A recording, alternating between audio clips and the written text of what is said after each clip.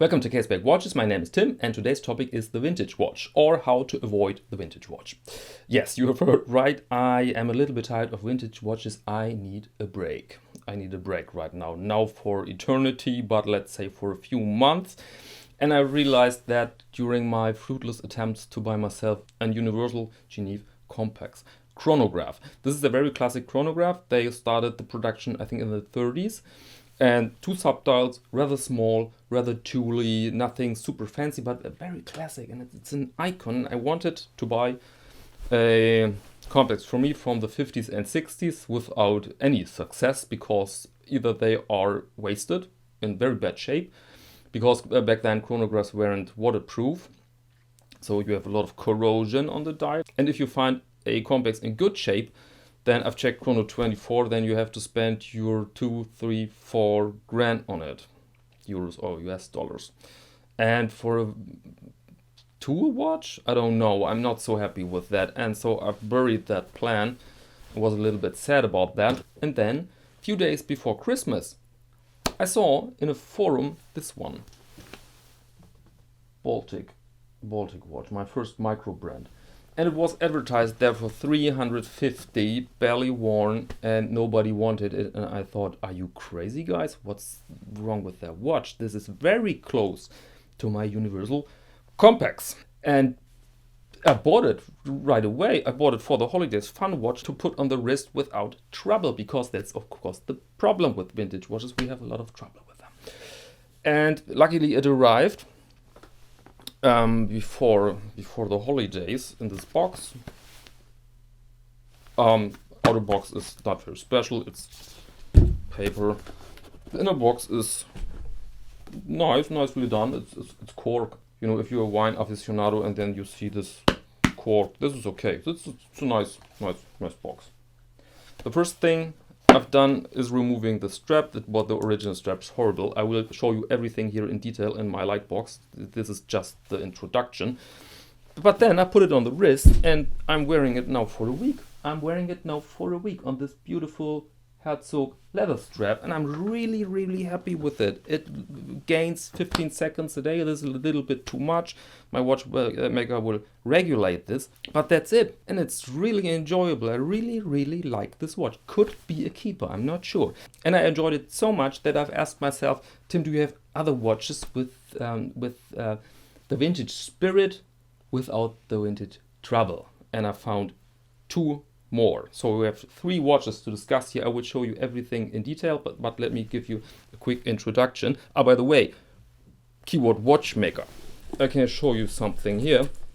Those are my builds, watchmaker builds from the last 3.5 years. But look at this. This is insanity. This is insanity, and I'm not making this up. Those are proper builds from different watchmaker. I've spent literally thousands on watchmaking. Here with parts on the builds. Yeah, they can see it. Parts. Yeah, very horrible topic. And so this is insanity. I don't want this anymore, or at least not for the next months. All right. So let's discuss the better vintage watch, which is the new vintage watch, or at least a little bit newer. And the first watch I want to present is the Tissot Lisboa. Tissot, it's a classic tag. Tissot produced this line for English gentlemen in Lisbon, the Portuguese capital Lisbon. There's a strong connection between those countries, Portugal and the United Kingdom, because of trade. And in the late 90s, they released this, let's say, heritage model. And it's a very beautiful timepiece. It was my first luxury watch. I sold this then, later on, to a friend, and he enjoys it. Not every day, but he enjoys it pretty much. And he borrowed me this for this video, so we can examine the Tissot Lisboa. And the next one is one of my favorite watches. It's the Oris pointed date. Same thing here, was introduced in the 30s with this nice complication, the pointer. And this is from the mid 90s, I guess. So it's not a new watch, but rock solid. I don't have any problems with that watch. yeah, those are the topics for today, or the watches for today. And yeah, I think we could enter now my vast light box. Way too big. I've called it the Hindenburg. I've improved the light a little bit, so I think this will work better than the last time. Okay, let's go. Okay, welcome aboard. Let's begin. Let's begin with the Tissot Lisboa. Here we are. Tissot Lisboa Classic Tank from, I think, if I recall correctly, from 1998. And back then the price for this watch was 1000 D-Mark. Now you can pick them up for about, let's say, 450 euros. And now let's go over the basic specifications. The case size is 38 and the lug width is 20. So it's on the larger side for a tank. Definitely, you will see this when I put the watch on the wrist in a minute. But let's go over the details. This is a mineral glass, not a sapphire. Unfortunately, not sapphire, because I think back then sapphire was very pricey and they had to keep the costs a little bit lower than for a super luxury timepiece. And now the dial.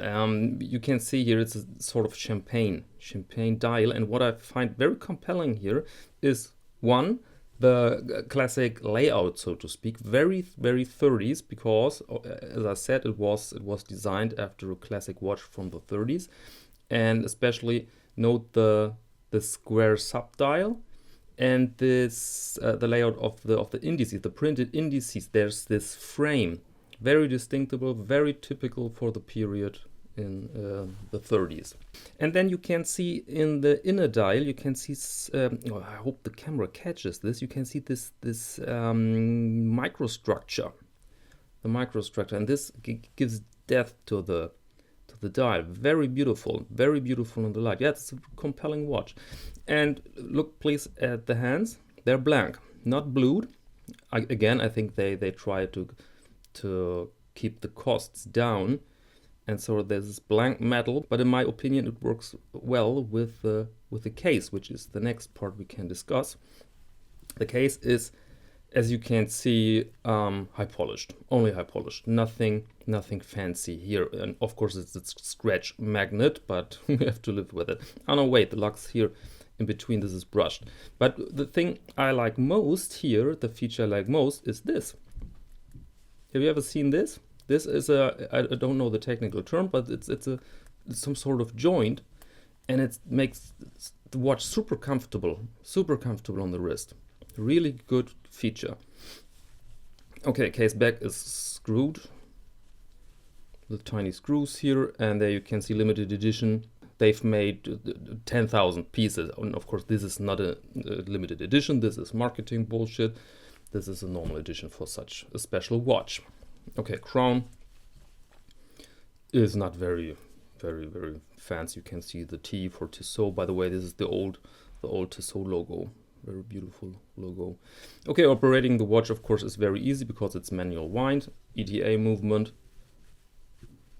Everybody knows this, and there are no complications here, and so basically nothing can go wrong.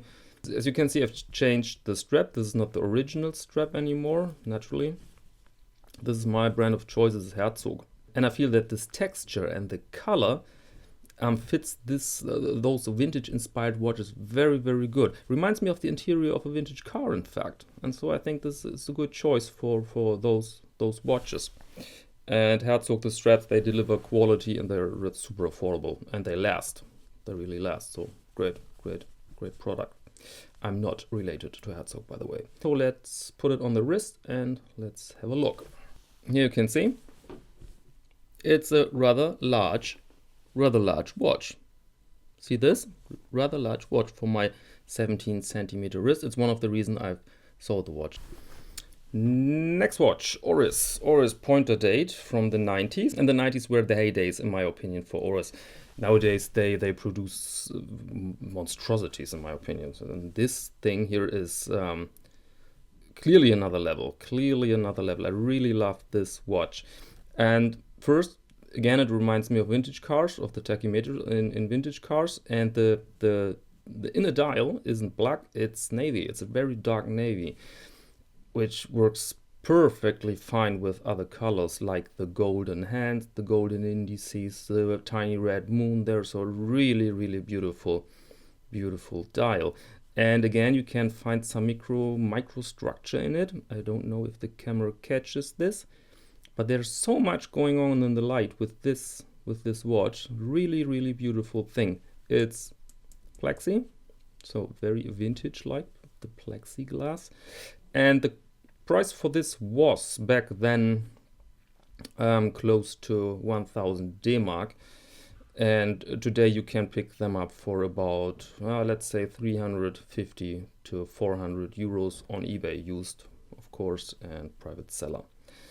All right, the case is high polished, entirely high polished, nothing fancy. It's a little bit beaten up. I used this watch as my beach watch in the last holidays. Sometimes I do so stupid things with watches. Clearly the wrong decision. So I think this need a little polishing. On the back you can see the movement. Of course, an ETA. Every watchmaker can service this. Very, very convenient. The newer Oris models, they come with a red rotor, but this is an older one with a golden rotor. And I forgot the specification of the basics. 36 is this, 36 in case diameter, so very classic, like a Datejust. And the lug width is only 18, so it seems a little bit smaller, but for me perfectly fine, because as I said, vintage watch, and a vintage watch, in my opinion, my personal opinion, has to be a little bit smaller. Again, Herzog strap, same color, and as I said, in my opinion, works absolutely well with the vintage look of those timepieces. Works pretty well. Operating the watch is simple. It's an automatic, but of course you can wind it if you like. Works fine. ETA standard, in good shape. And to set the little moon, you have to first you have to move the hands out of the way, because it's very dangerous manipulating the date around midnight. And now in position number 2, you can change the date. Very easy, very basic. Okay, and then you're fine to go. All right. Okay, last watch for today, the Baltic B Compax Manuel. The new. This is not brand new, but this is barely worn. So without any issue, without any problems. And the specifications here are 38 millimeters in case diameter. The original Compax from Universal Genève was a little bit smaller, 35 or 36, but this is 38. In my opinion, yeah, it's fun to wear. I'm a purist. For me, it's a little bit too big, but I can live with that perfectly fine, I think. This is plexi, very good, very vintagey. And let's discuss a little bit the dial. Very clean, crisp design. Only the 12, the 6 subdials, everything is perfectly aligned and balanced. This is the thing I like pretty much. And look at the color of the dial. This it's not champagne, it's sort of cream, which works outstandingly well together with the red writing. And the hands, if you can see this, are blue, but they are not blued. They're varnished, and obviously they wanted to keep the costs down here. This is a little downside, I must say. Okay, let's see the case. You have a high polished bezel, and the edges, and this is again a little very sharp. Look at that. And I bet they've done this to keep production easy, because leveling those edges and rounding those edges is a little bit pricey, and this is certainly more affordable, but it feels a little bit too sharp, in my opinion. The lugs and the sides are brushed, as you can see. Well done, but nowadays absolutely nothing special with it. And here you can see the case back. And this I found really enjoyable. Look at the movement. I mean, this is a seagull movement made in China. Hand winding chronograph movement. But it's really a beauty. It's really interesting and beautiful to look at. Look at that. I really like that view. And see this, the screws here, I don't know if they are varnished as well. I think this could be blued. This could be blued because there's a slight difference. I'm pretty sure the camera cannot catch this, but there is a difference. There's a slight difference in the blue. Okay, the price for this watch is 650 euros. Is this a good price? I'm not so sure. I find it a smidgen too high. I've paid for this, as I said, 325, which tells us that the watch doesn't keep value, but of course it's a micro brand. But retail 650, I find this a little bit too high. Problem is the used market is empty. You cannot find those watches, let's say, on eBay, or very, very rarely. Okay, operating, super simple. Hand winding chronograph, so you wind the watch, and of course you can then set the time. And this is super easy. Wrong direction. This is super easy to do, as you can see. And the chronograph works like every basic chronograph. The first pusher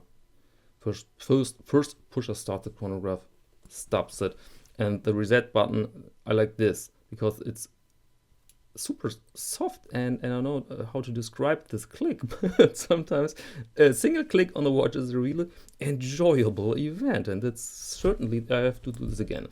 This is certainly the case here. Do you hear that? Ah, very nice click. Really enjoy this click. Okay, the original strap was crap, really crappy, and so I've changed it to my brand of choice, Herzog again, same color, and in my opinion works perfectly well together with the watch. Let me see, maybe I still have the original strap. Wait a second. Okay, here it is, I have it, there it is. Yeah, this is the original strap, and I don't know why people enjoy this type of strap so much. I really can't say. I find this single stitching, those two big stitches, I found them, I must say, sort of crappy. This looks cheap to me. I mean, with certain types of watches, alright, I get it, but this compared to proper stitching, I don't know. I'm not happy with this. Absolutely not happy. I mean, this is cheap leather, sealed, and then two stitches, and then that's it. So I'm not sure what's the big deal here. So I will remove this instantly, and now my brand, my strap of choice, as I said, is this.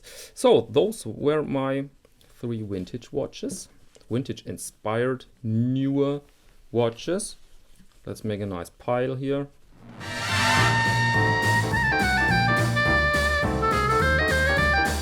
Back to the studio. Those were my 3 pieces, my 3 watches for all the people who are tired of vintage watches, who don't want to collect something like that. And I think this is my last video for 2018. Thank you very much for your attention during the year. I really hope to see you back in 2019. I wish you a very, very pleasant New Year's Eve, and don't drink too much, don't drink too less. And maybe until next time.